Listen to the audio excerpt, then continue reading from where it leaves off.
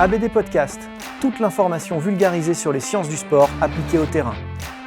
Préparation physique, réathlétisation, réhabilitation fonctionnelle, prévention, récupération, vous apprendrez tout des meilleurs experts de la planète prépa physique.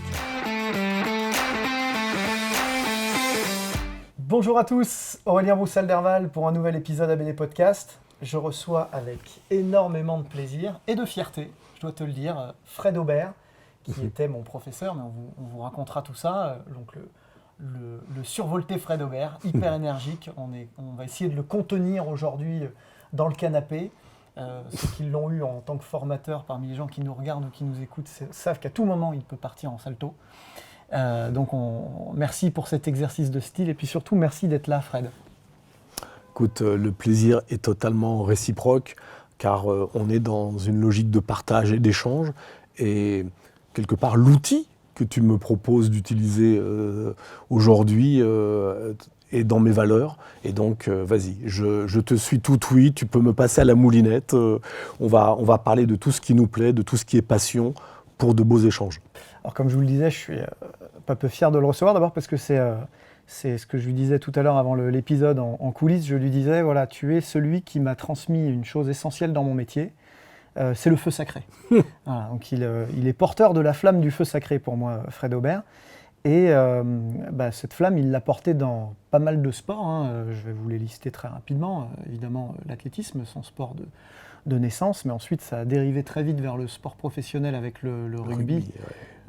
Au Stade Français, et puis ensuite un peu de sport individuel aussi avec le badminton, mais retour au sport co avec le basket, et puis plus récemment la Fédé de foot, pour laquelle tu exerces en tant que coordonnateur, hein, je ne dis pas de bêtises. En fait, je suis le référent, entraîneur national référent préparation athlétique, donc on est au service des entraîneurs des sélections jeunes. D'ailleurs, aujourd'hui, j'ai eu du renfort avec Thomas Pavillon et Christopher Carling, et on est aussi au niveau des formations à distiller de la préparation athlétique à tous les étages de la formation, notamment imaginer ce que c'est que la préparation athlétique des gardiens de foot. Les gardiens de but, c'est quelque chose. Il y a dans leur formation de la préparation athlétique. Quid de la préparation athlétique des jeunes en formation, du milieu amateur, des jeunes femmes, des footballeuses, etc. Donc, à la Fédération française de football, on a une architecture de diplômes très très riche et à tous ces niveaux, il faut dispenser de la préparation athlétique. J'aimerais rajouter le tennis dans les sports qui me passionnent et me mobilisent, ne serait-ce qu'au travers de mes deux filles qui sont négatives, -4 pour la dernière, et puis parce que quand même en 2004, j'ai eu le bonheur d'encadrer Richard Gasquet sur 6 mois, et le Richard, il m'a offert un titre à Roland-Garros. Alors c'est toujours le quiz, quel est le titre que Richard Gasquet m'a offert à Roland-Garros? Eh bien, le titre du double mixte avec Tatiana Golovin. Ça faisait 34 ans qu'une paire mixte n'avait pas gagné. Richard avait 18 ans. J'ai gardé un très très bon souvenir de l'encadrement de la PA, de la préparation athlétique de Richard, aux côtés de son papa, Francis. C'est une belle famille, de belles personnes. Et je salue Richard, qui restera pour moi on va dire, une référence. Eh bien, vous vous en doutez, du coup, avec un CV comme ça, fatalement, on a des choses à partager, des méthodes, des concepts. On a une vision assez précise de ce qu'est la préparation physique, où on va voir le distinguo, la préparation athlétique. Et puis je me rappelle très clairement la première fois qu'on s'est rencontrés, je vois ce professeur de l'INSEP rentrer une tête dans notre salle en nous demandant si on était bien le dog qui l'attendait. Et d'un seul coup, il nous a lâché le feu d'artifice avec notamment un concept méthodologique qui était, je pense, sur ses premières années de mise en œuvre, le Confitech, dont on va parler plus largement aujourd'hui. Donc, mais avant toute chose, du coup, pour être bien certain de parler le même langage, je t'ai entendu beaucoup parler de préparation athlétique. Je sais que tu choisis tes mots toujours avec précaution. Quel distinguo fais-tu entre prépa physique athlétique et prépa athlétique et prépa physique? Oui. Alors, on va faire une thèse simple, et c'est une vision, une façon de penser qui n'a d'objectif que de donner à nos collègues préparateurs athlétiques une identité de potentialité. C'est-à-dire qu'on est réducteur, si on parle de préparation physique, on est réducteur et trop générique, car on a une vision à ce moment-là du traitement des qualités physiques pour elles-mêmes, en tout cas posées, évaluées, pour ce qu'elles sont. La détente verticale, l'explosivité en concentrique, le sergent test, le saut en longueur sans élan, la force maximale, le 1RM dans les différents ateliers, la souplesse mesurée en angle d'ouverture articulaire, la VMA, est-ce que tu choisis le Cooper, le Buchette, le Gacon, le Vameval, le Tube 2, que sais-je encore, alors que dès que tu es au service d'un sport, préparateur physique au service d'un sport, tu deviens un préparateur athlétique, car tu y ajoutes deux choses essentielles. Rappelons que athlétique ne veut pas dire athlétisme. C'est pas le saut à la perche, le triple saut, le lancer du marteau et les relais. Athlétique vient du terme grec atlos, athlon, qui veut dire tout simplement combat. Ah, le décathlon, c'est 10 combats. Et donc, lorsqu'on est préparateur athlétique, on traite les qualités physiques en vue de combat qu'est fatalement la confrontation en compétition. Et la deuxième touche, c'est la motricité. Et là encore, la motricité athlétique, c'est pas de la motricité de l'athlétisme, c'est une motricité humaine, technologique, qui fait que toute technique de locomotion sportive dépasse la motricité usuelle. Et donc, on exprime des qualités physiques au travers d'une motricité pour servir un combat. Ça fait de nous des préparateurs athlétiques. Le distinguo est très très important parce qu'effectivement, si on prend le terme tel qu'il résonne dans notre univers tout de suite comme ça, on s'imagine tout de suite que c'est l'héritage de l'athlétisme. Or, il n'en est rien. C'est vraiment une dimension d'intention et de finalité à notre action. Absolument. Le terme athlétique étant dans le domaine public des ressources au service d'un autre sport. Et non pas, il faut pouvoir faire ce distinguo en termes de sémantique, c'est pas de l'athlétisme. Athlétique est bien plus que de l'athlétisme au service des autres sports. Voilà. Ouais, je pense que c'était vraiment important de faire ce distinguo au-delà de l'appellation que choisiront d'utiliser chacun de nos collègues. Ce qui est certain, c'est qu'ils vont tous nous rejoindre sur la philosophie combative, le transfert.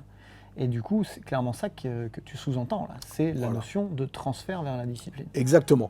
Tu as raison, Aurélien, c'est comment les qualités physiques sont médiées par une motricité au service d'un autre sport. Alors bien évidemment, je ne vais pas parler de motricité athlétique au water-polo en tant que tel, même si on se retrouvera, toi, l'haltérophile et combattant dans différentes disciplines, et moi, l'athlète au service des autres sports, en se disant, ben oui, mais de toute façon, il faut se mouvoir dans l'eau, il y a des combats, et Dieu sait qu'il y en a sous l'eau, des combats dans le water-polo, mais c'est pour dire que, s'agissant d'un véliplanchiste, je ne vais pas prôner la préparation athlétique. Eh bien peut-être, parce que le véliplanchiste va faire de l'haltérophilie pour améliorer son pumping, il va trouver dans les mouvements semi-techniques de quoi être plus performant pour la liaison de sa planche et de son gréement. Donc quelque part, athlétique, gymnique, haltérophile, c'est une dimension qui sert le combat en traitant les qualités physiques au travers de motricité. Ça me va vraiment. Et ça fait de nous des préparateurs athlétiques qui ne sont pas obligés d'avoir été des entraîneurs d'athlétisme pour l'être. Ça aussi, j'y tiens. Il n'est pas nécessaire d'avoir été entraîneur d'athlétisme pour être un préparateur athlétique. Ça n'a rien à voir quelque part. C'est juste une origine étymologique. Étymologique. En aucun cas historique et méthodologique. Voilà. Et il se trouve que, bien évidemment, sur les sports à locomotion de course, on va s'inspirer largement des contenus athlétiques, mais de même que, comme tu le disais, sur les sports à triple extension ou triple flexion, on va s'inspirer des poids et haltères ou des disciplines à forte mobilité dans la verticalité.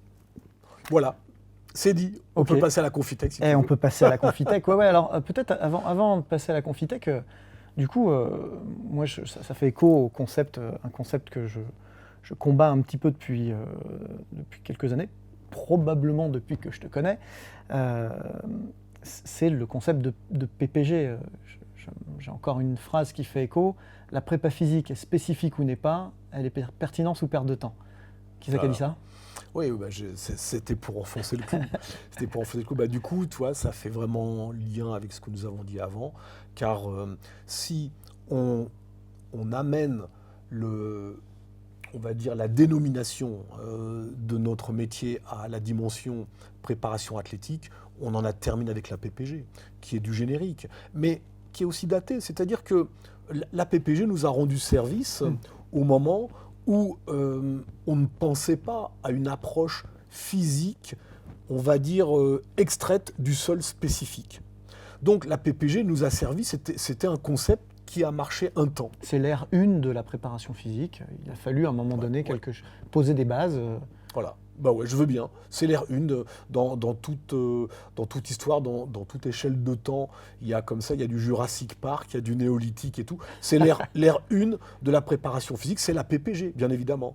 Mais très vite, le terme devient obsolète et infécond dès lors qu'on est dans toujours une urgence de temps par rapport au fait qu'il n'y a pas tant de temps que ça avant les premières compétitions dans les sports collectifs. L'intersaison est très courte.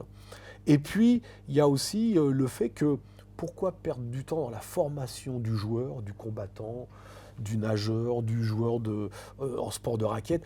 Tout de suite se pose la question du transfert, de la pertinence, de l'adéquation au service des contraintes et exigences d'une discipline. Donc la PPG, ça ne peut pas le faire, quoi. Ça y est, on a le terreau, le contexte à ton état d'esprit face à la pratique. Et donc, in fine, ce qui se cache un peu derrière Confitech que tu vas nous expliquer. Alors, ce qui est toujours plaisant, c'est lorsque on lance un concept méthodologique qui est en fait plus une grille de lecture qu'une méthode nouvelle. C'est surtout pas une méthode nouvelle, mais c'est une grille de lecture.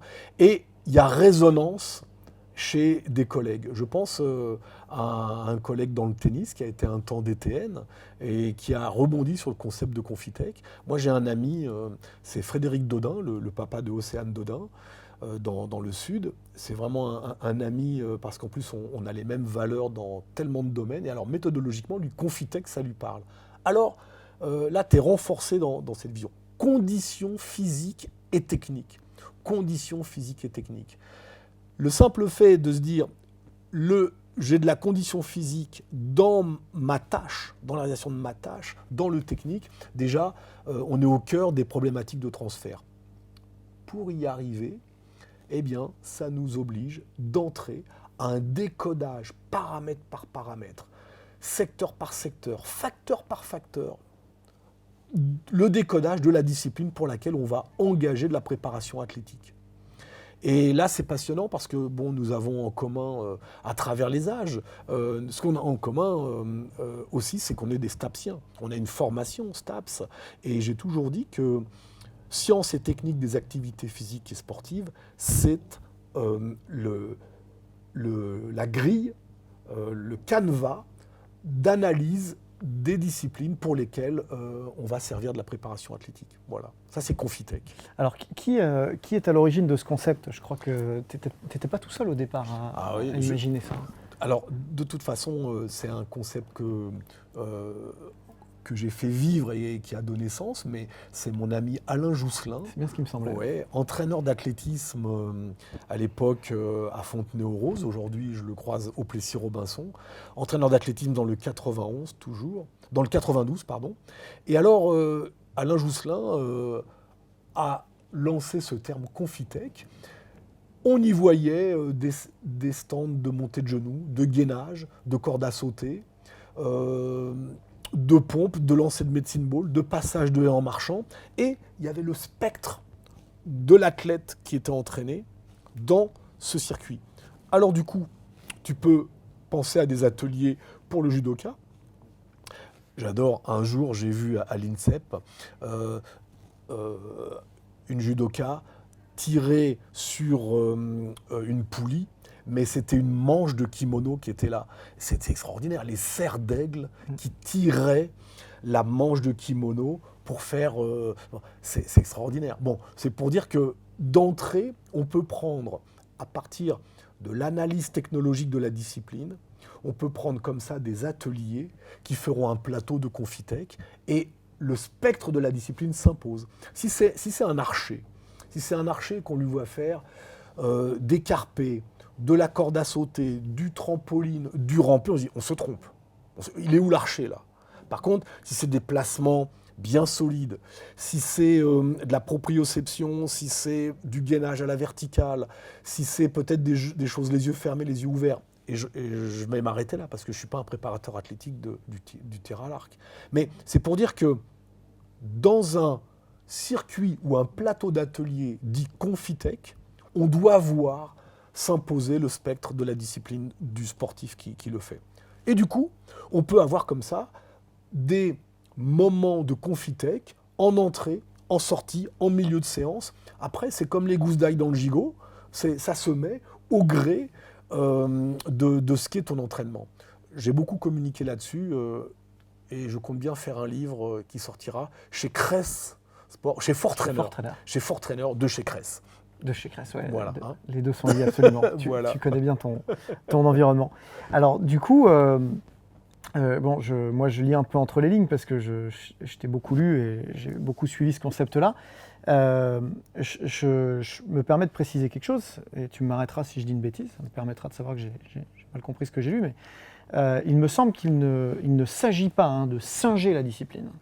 Il ne s'agit surtout pas de travail tout intégrer lesté ou de reproduire systématiquement le mouvement. Je prends toujours l'exemple complètement absurde du boxeur qui va boxer avec des poids de 20 kg dans chaque main. L'idée, qui déformerait finalement sa propre pratique en essayant de la singer bêtement. Là, l'idée, c'est de faire quelque chose de plutôt orienté, en fait, de diriger vers, par la spécificité mécanique, d'intention ou éventuellement physiologique, pas nécessairement de forcément reproduire le mouvement tel qu'il est. Voilà. Je vais donner un exemple avec un coureur de haie. Le coureur de haie peut avoir un atelier de passage de haie en marchant, mais les haies vont jusqu'au niveau de son entrejambe, de son enfourchure, donc ça l'oblige vraiment à faire des grands mouvements d'amplitude. Il est là en souplesse active, mais il les fait en marchant. Il peut ensuite prendre sa corde à sauter. Corde à sauter, il y a 10 haies à franchir, 4 appuis. Il peut très bien faire des enchaînements de 4 appuis en montée de genoux avec sa corde, syncoper de double tour et faire ça 10 fois. 1, 2, 3, 4, double tour, 1, 2, 3, 4, double tour, 1, 2, 3, 4, double tour. Là, on est dans la Confitech. Parce qu'il colle aux paramètres, on va dire, du nombre d'impulsions et à la dynamique. Et pourtant, il fait du saut à la corde. Bel et bien la corde à sauter. Voilà, c'est ça. Et pour autant, on a modelé cette pratique-là à la finalité. Voilà, ça c'est de la Confitech. Parce que on peut, avec une corde à sauter, tourner pendant 6-7 minutes. On recherche autre chose. Lorsque je travaillais avec les joueurs de badminton, d'ailleurs une discipline qui m'a très très bien reçu, je garde un très bon souvenir de mon passage dans le badminton, on m'expliquait combien de doubles tours faisaient les Indonésiens. Les Indonésiens faisaient des doubles tours, mais ils dépassaient la centaine. Je dis, ouais, mais pourquoi? Eh bien, en fait, il y avait une raison. C'est que tu calcules, dans un match, tu peux aller jusqu'à 1000 impulsions. Un match de badminton, ça peut atteindre 1000 impulsions si on compte les pas de recul, de saut, de réception, de côté, de fente. 1000, on voit bien que, oui, là où j'aurais limité à des séquences de 10 fois 4 montées de genoux, un double tour chez un coureur de haie, une course de haie, c'est 13 secondes, plus ou moins 4 dixièmes. Un joueur de badminton, c'est tout de suite des doubles tours par centaine, quoi. Ouais. Voilà. Alors c'est hyper intéressant comme exemple. Je vais prendre la balle au rebond parce que très clairement, le saut à la corde est particulièrement à la mode dans une discipline dont tu entends beaucoup parler, le CrossFit. Oui. On appelle ça, il faut parler en anglais, on appelle ça le double under. Et souvent, on me pose la question de savoir est-ce que le CrossFit aide la prépa physique, la prépa athlétique? Est-ce que ça peut l'être? Alors, première question, non, ce n'est pas de la préparation physique. Est-ce que ça peut le devenir? Oui, si on se met à cadrer les différents ateliers qui sont à notre disposition dans un circuit de CrossFit pour qu'ils prennent sens au vu de ce que l'on prépare. Donc effectivement, dans un atelier de CrossFit, on a de la corde à sauter, des exercices gymniques, des exercices athlétiques, issus de l'athlétisme, et des exercices haltérophiles. Donc avec tout ça, on arrive éventuellement à constituer un circuit comme tu l'appelles Confitech, mais pas de manière complètement aléatoire et pas de manière égale pour tout le monde. C'est-à-dire que clairement, le double under du joueur de badminton n'est pas celui du coureur de 110 mètres haies. Exactement. Sur le CrossFit, si je laisse aller mon fiel, je pense qu'on va perdre quelques auditeurs. Parce que ça, c'est quand même à la mode. Voilà. C'est très très à la mode. Bon, moi, je voudrais simplement resituer. Le CrossFit, c'est jamais que le concept du circuit training. D'abord, le circuit training, il existe. Un atelier sur une durée et une durée de repos qui permet de passer d'un atelier à un autre et on enchaîne comme ça. C'est le circuit training. On sollicite différentes cibles du corps, on décide avec alternance haut du corps, bas du corps, tronc, haut du corps, bas du corps, tronc. Et là-dedans, j'aime beaucoup comment tu rebondis, on doit retrouver la discipline pour laquelle ce circuit training est fait. Après, ça a été récupéré par une franchise américaine. Les Américains, ils font rien mieux que nous, excepté une chose, mettre beaucoup de moyens dans ce qu'ils décident de faire. Regarde le débarquement en Normandie, on le sera reconnaissant jusqu'à la 10e génération. Mais c'est tout. En termes de finesse méthodologique, c'est des billes. Ils récupèrent ce que l'on fait. Et donc, là, on est arrivé dans un truc, il faut brûler. Alors, il faut brûler. Donc, il n'y a pas de repos, contrairement au circuit training qui, lui, voit une alternance. On enchaîne, on brûle. Et c'est vrai, on brûle bien à ce truc-là. Mais le problème, c'est les malfaçons, les fautes d'exécution, dans cette frénésie de faire du volume pour du volume. Et ça me dérange beaucoup. Voilà. C'est pour moi une des différences fondamentales entre le CrossFit et la préparation physique. Alors après, le CrossFit est effectivement un sport mutant qui progresse aussi en termes de pratiques techniques et d'exigences techniques. Donc ils avancent de plus en plus vers quelque chose de plus en plus qualitatif et sécuritaire. D'accord. Mais néanmoins, je suis d'accord avec toi, tant qu'on ne maîtrise pas sa charge complètement, on n'est pas dans le registre de la préparation athlétique. Non. Et maîtriser sa charge, ça veut dire contrôler en termes de quantité le nombre de reps, le nombre de séries et le volume global de travail. En termes de qualité, le répertoire gestuel que l'on va choisir et comment on va l'orienter. La fameuse motricité athlétique en service de. Exactement. Et enfin, la récupération. Et c'est là que du coup, on est obligé de vraiment... pour moi, le CrossFit, c'est une pratique fantastique, mais qui est un cheval fou, lâché, hors de contrôle. Et c'est sans doute ce qu'on va chercher en pratiquant le CrossFit. Nous, ce qu'on cherche dans la préparation athlétique, c'est de dompter le cheval. Absolument. Et du coup, c'est là que des outils comme Confitech vont, à mon avis, donner énormément de sens. Alors justement, si on revient sur la construction de Confitech, j'imagine que tu t'autorises tout, tu ne te mets aucune limite dans les temps de récupération, dans la gestion du temps de travail, au regard de ce que tu cherches à accomplir in fine. Attention, je ne m'interdis pas, c'est-à-dire que je veux coller à la discipline. C'est ça. Hein, c'est-à-dire que si on prend l'exemple du tennis, eh bien, le nombre de déplacements que l'on peut faire sur un step, avec éventuellement des réceptions et jetées de medicine ball, ou bien carrément avec la balle, c'est toujours possible de faire du boogie-woogie en déplacement latéral sur un step et d'arriver, envoyer une balle à droite, envoyer une balle à gauche, envoyer une balle à droite, très bien. Ça, on va le caler sur des séquences de 20 secondes, sur des séquences peut-être maximum de 20 frappes.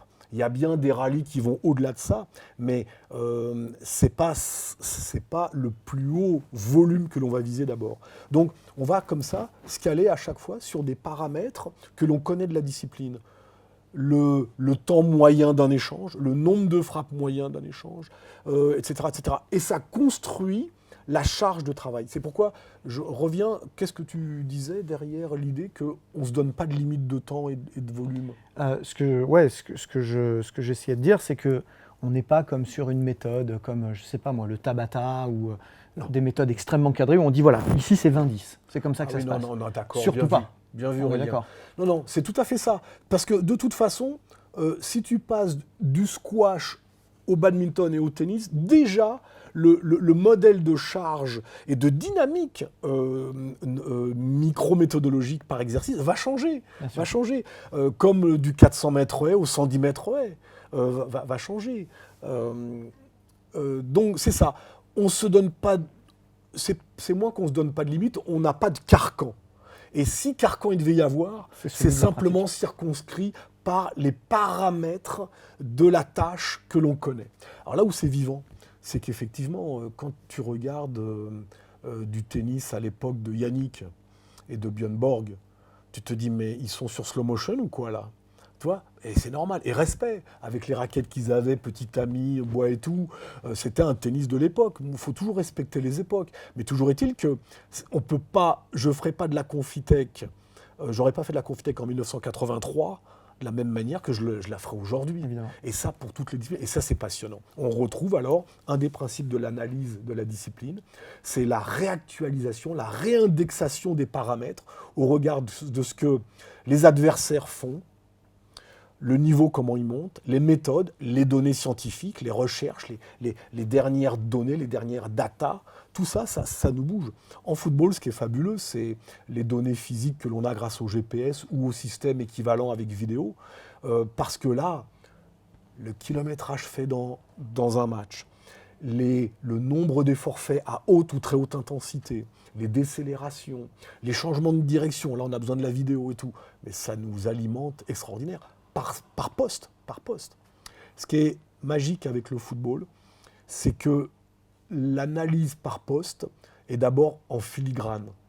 Alors qu'elle saute aux yeux en rugby, la tâche du pilier saute aux yeux qu'elle est différente du fullback, le numéro 15. D'ailleurs, son physique n'est pas le même. Déjà.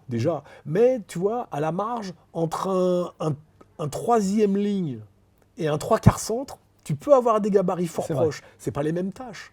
Le troisième ligne et le trois quarts centre ils ont deux joueurs qui les relient. Le 9 qui extrait le ballon du maul ou de la mêlée et le 10 qui lance la ligne arrière. Il y a deux. Et pourtant, ça peut être des gabarits assez proches, tu vois, aujourd'hui. Ouais. Alors du coup, tu lançais l'introduction tout à l'heure sur tes travaux au football, où tu parlais du poste des gardiens. Ouais. Donc pour les gens qui nous écoutent, j'imagine que Confitech peut même prendre Bien autant sûr. de formes qu'il n'y a de postes en football ou dans n'importe quel sport. C'est même pas varié d'un sport à l'autre, c'est Voilà. le concevoir. C'est ça, ouais. Non, c'est vraiment ça qui mobilise. C'est que tu l'as évoqué tout à l'heure, la notion de transfert, la notion de servir par la préparation athlétique, servir un projet de performance, ça va jusqu'à traiter les exigences et contraintes au poste. Plus tard, dans nos échanges, on évoquera certainement la nécessaire individualisation qui, pour un même poste, peut voir deux sujets bien différents, avec des écarts ou des profils bien différents, pouvant aller vers une tâche qu'ils vont eux-mêmes transformer. On sait qu'avec des ressources différentes, un même poste d'un sport co va s'exprimer différemment. Mais bon, prenons le volleyball. Entre le libéro, le passeur et le pointu, C'est pas le même magnifique. sport, bien Mais sûr. voilà, c'est magnifique. C'est six gars qui sont sur ce même confetti, parce que là on n'est même pas dans un sport interpénétré, il y a ce filet qui partage en deux le terrain, et il y a trois postes qui sautent à la figure, le libéro, le passeur et le pointu, qui font des tâches bien différentes. Nul doute que la Confitech sera un moyen de servir leur préparation athlétique avec des paramètres bien fins de traitement. Celui qui se retrouve la gueule par terre la plupart du temps, qui se roule par terre, qui essuie le parquet, on a nommé le libéro. Hein. Celui qui est une vraie plaque tournante, une vraie tourelle de char, un vrai feu follet qui distribue, le passeur. Et puis le canonnier qui est un sauteur en hauteur, triple sauteur, tout ce que tu veux, qui est dans les airs à mettre des frappes. C'est fabuleux, quoi. Sans compter qu'ils ont chacun leur tâche de défense à un moment ou à un autre et tout. Le rugby, c'est super parce qu'effectivement, là, les postes sont marqués. Tu l'as évoqué, il y a des différences de gabarit. C'était beaucoup plus vrai au C'est plus XXe marqué siècle. avant, ouais. Mais peu importe la différence de gabarit, en tout cas, les tâches sont pas les mêmes. Ça, c'est sûr. Hein. Le deuxième ligne, qu'on envoie sur l'ascenseur, bam, tu sais que c'est du 4,50 m là-haut, hein, 4,50 m quand il va récupérer le ballon. Alors que le pilier et le talonneur, ils ont la tête dans la boîte de conserve, là, dans le cesse mêlé. Les feux follets que sont les arrières, et c'est extraordinaire. Ce que j'ai aimé dans mon passage du rugby au basket, même s'il y a eu entre-temps le badminton, et j'oublierai jamais le badminton pour ce que j'ai appris. D'ailleurs, le badminton m'a permis de me recaler à l'échelle. Parce que quand j'arrive de l'athlétisme, le rugby, pas de problème, tu as vu le champ que c'est. Ouais. Il y a des essais de 80 mètres en rugby. J'avais en mission, aux côtés de Daniel Servet, d'améliorer la vitesse des lignes arrière. Ça va, un essai de 80 mètres, j'étais dans mon élément. Quoi. Ouais. Bon, si j'avais pas eu le badminton avant le basket... Pour te remettre dans une boîte. Oh là là, mais le badminton, c'est un confetti. Tu vois déjà le terrain de badminton, tu mets un filet et tu as vu ce qui reste. Hein. Extraordinaire.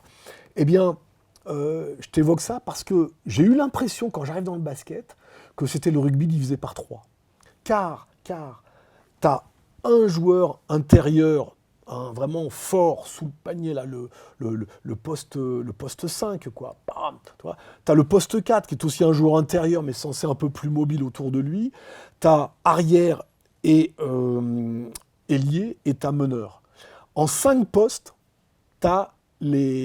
c'est divisé par 3 ce que l'on a dans le rugby, quoi. Et alors du coup, la menace, elle doit venir de partout. C'est ça qui est bien. C'est qu'au basketball, si ton 5 majeur, avec ses tâches différentes, au plus près du panier, sous le panier, loin sur l'extérieur, remonter la balle comme fait le meneur et tout, mais chacun peut à sa façon envoyer des paniers. Le danger vient de partout. Au rugby, c'est pareil, le danger vient de partout. Lorsque, en football, je garde très frais mon passage en équipe de France féminine, quand Wendy Renard, arrière centrale, marque un but, pas forcément son coup de pied arrêté, hein, qu'on a pressé, et qu'elle arrive à mettre une tête et tout, c'est l'arrière centrale quand même. Le danger vient de partout. Sinon, tranquille, elle reste sur sa ligne arrière, elle laisse les avants faire et tout. Bah là, tout d'un coup, c'est presque plus facile à défendre pour les adversaires. Ouais. Donc j'imagine que tu as développé des circuits Confitech en rafale pendant toutes ces années, dans toutes ces expériences. Est-ce qu'il y a quand même des règles méthodologiques à la programmation et à la planification de ces circuits, au-delà des contenus purement techniques, pratiques? Ouais. Alors, il est temps là de mettre à l'aise nos auditeurs pour dire que, encore une fois, la condition physique et technique, Confitech, n'est pas une méthode nouvelle.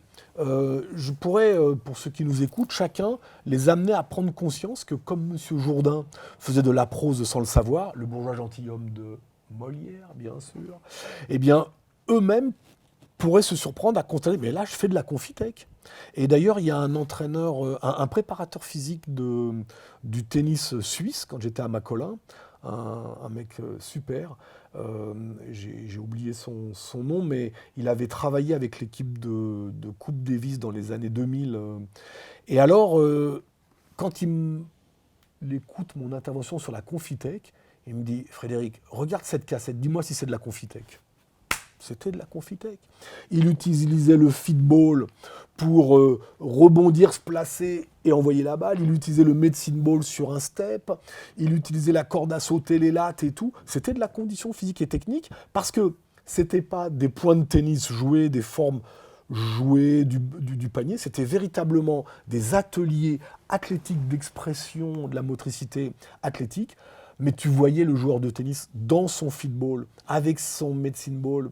Quelque part, le vortex, quand un gamin lance le vortex et que derrière, il va se jeter dans les carrés de service pour faire un WM en avant-arrière, ben, il simule le service volé.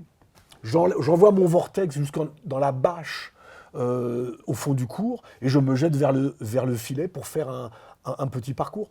C'est de la Confitech. Ouais. Donc, oui, c'est dire ça que on fait probablement tous préparateurs athlétiques quand on est au plus près de servir la préparation athlétique d'un sport, on est obligé de faire de la Confitech. Ta question, je la prends. Eh bien, je disais aussi que la Confitech donne des moyens de faire de la coordination, de la conjonction de coordination. Mais où et donc ornicar. Les conjonctions de coordination. Et on peut ainsi relier une séance de renforcement musculaire, faire un atelier Confitec d'une quinzaine de minutes et passer au spécifique. Ou l'inverse. Donc, à l'échauffement, entre deux sessions d'entraînement de registres différents, renforcement musculaire spécifique, au milieu du spécifique même ou à la sortie d'une séance, on peut avoir comme ça de l'assaisonnement de Confitec. Donc, je ne réponds pas tout à fait à ta question en termes de planification, mais en termes de programmation fine, ouais, on y est. Sur la planification, alors là, moi, j'y crois, parce que plutôt que de rentrer plein fer dans des sessions spécifiques quand on reprend l'entraînement en retour de vacances, la Confitec va être le moyen d'apprêter le corps, les coordinations, le neuromusculaire, d'apprêter le sportif au spécifique qui va venir. Et on coefficiente les chances de bien faire du spécifique lorsqu'on est passé par Confitec. Moi, j'en profite là pour glisser un hommage à tous les coachs avec lesquels j'ai pu travailler dans les différents sports. Là, j'ai eu une chance. Je pense qu'une fée s'est penchée sur mon berceau, parce que je pense notamment, parmi d'autres, à Pierre Vincent, l'entraîneur des braqueuses en basketball. Les gars, les entraîneurs de basket, ils réfléchissent très très fortement à amener la charge progressivement. Quand on était en préparation d'événements internationaux avec l'équipe de France, il y a un début où il n'y a pas de défense. Tout le basket qui se fait sans faire de la défense. Pourquoi ? Parce que être en défense en basket, ça engage les adducteurs et les fessiers graves. Et donc, eux-mêmes, en tant que techniciens, ils ont cette vision progressive. Donc, ils pouvaient même... Vincent Collet s'est même retrouvé, parce que j'ai eu le bonheur de bosser avec lui aussi, un premier match de préparation contre la Finlande à Pau-Orthez. La défense n'avait pas du tout été travaillée. C'est accepter ça, tu vois. Voilà. Et donc, c'est accepter la progressivité et donc que le produit ne soit pas fini tout de suite. Exactement. La Confitec va aider, tu vois, travail sur des pas chassés stoppés, des squats, démarrer pas chassés, pas croisés. Dans la Confitec, par une espèce de shadow, par une espèce de répétition de kata, comme ça, tu vas préparer à ce que quand le travail de défense va se faire, le joueur sera prêt. Aurélien, donc tu ne marques pas tout à fait à la culotte les engagements techniques et les prises de risque ou les non-prises de risque techniques. Tu vas justement les dépasser un petit peu pour avoir un temps d'avance physique sur les sollicitations. Exactement. Mais on aura compris que qu'est-ce qui chahute beaucoup les joueurs de sport collectif au début de la mise en place du spécifique, quand ils reprennent, c'est le bioinformationnel, c'est la réponse aux aléas, où là il y a des blocages. Moi, je vais mettre en scénario les formes de corps de défense, et comme il n'y aura pas d'aléatoire, il y a moins de surprises. Pourquoi un genou tourne ? Pourquoi on se fait choper ? C'est lorsque justement, pour ne pas être prêt, on s'est fait surprendre par un aléa d'une situation technico-tactique. La Confitec peut être une espèce de répétition des formes de corps, comme il y a le shadow ou le ghost en squash, c'est le ghost, et en badminton, c'est le shadow, et en boxe aussi. Et voilà. Et tout comme ça. Et tu vas te retrouver à utiliser un medicine ball, un feedball, un step, une corde à sauter, parce que sur la corde à sauter, c'est forcément la pliométrie rythmique. Sur le feedball, c'est la proprioception ou l'accélération par l'usage du pneumatique. Le medicine ball, ça va être le contraste de charge dans l'explosif, voire même, on peut tellement faire de choses avec les outils. C'est pas les outils qui comptent, c'est ce qu'on en fait. Bien sûr. Et du coup, présence de Confitec toute l'année. Oui. Et le volume et l'intensité vont suivre une dynamique de charge classique. Oui. En revanche, les contenus vont être choisis au regard de ce que l'on cherche à faire, non pas forcément à la fin de la fin, mais déjà à certains instants clés de la saison. Voilà, puisqu'on est dans préparation athlétique, bien sûr, dans préparation, il y a cette idée de traiter en amont ce qui va être nécessaire pour le spécifique. Moi, ça me va bien. Avec quand même cette dimension que la Confitec peut être dans l'accompagnement de la performance, entre deux matchs, entre deux combats, eh bien, la Confitec va pouvoir à la fois être du ressort de rééquilibrer ce qui n'a pas bien marché, aider à remettre du volume et se réaffûter. Voilà. En tout cas, on est vraiment à l'interface entre le physico-physique et le spécifique. J'ai envie de dire, un sprinter, Aurélien, il a besoin d'un statodynamique lourd à la presse oblique. Pam! Pour moi, c'est du physico-physique, ça a du sens, hein, c'est du statodynamique, donc prêt, pam! Et puis il y a le départ starting block. Et ben, la Confitec va être entre les deux. Peut-être départ à plat ventre sur un tapis de gym. Départ à plat ventre ou roulade départ. Ça va être retenu par un élastique accroché à quelque chose. Et tu es en position de démarrage et tu enchaînes des fentes avant comme ça. Pam, pam. Ça, c'est de la Confitec. Parce que ce qui a été bossé à la presse, en lourd de lourd en statodynamique, va être récupéré et formaté pour optimiser les départs starting block. Si on ne fait pas ça, le delta est tellement grand entre un statodynamique et un départ starting block qu'il va y avoir du temps avant de voir les ressources musculaires améliorées s'exprimer dans le départ starting block. C'est un liant. Mais où est donc Ornica ? Voilà. Écoute Fred, un grand merci pour cette leçon méthodologique. Je pense que ça ouvre énormément de fenêtres. En attendant d'en lire plus, je vous rappelle qu'une version enrichie de ce podcast, que vous l'écoutiez sur n'importe laquelle des plateformes ou que vous le regardiez sur YouTube, existe sur mon site web, sur lequel Fred est toujours très généreux. Donc vous aurez des contenus complémentaires à télécharger et à découvrir pour illustrer tout ce que nous nous sommes dit. En attendant de découvrir ce livre que j'attends avec impatience aux éditions Fortrainer, il y a un livre qui vient de sortir là, il n'y a pas très longtemps, La motricité athlétique, approche transversale à l'usage des sports terrestres.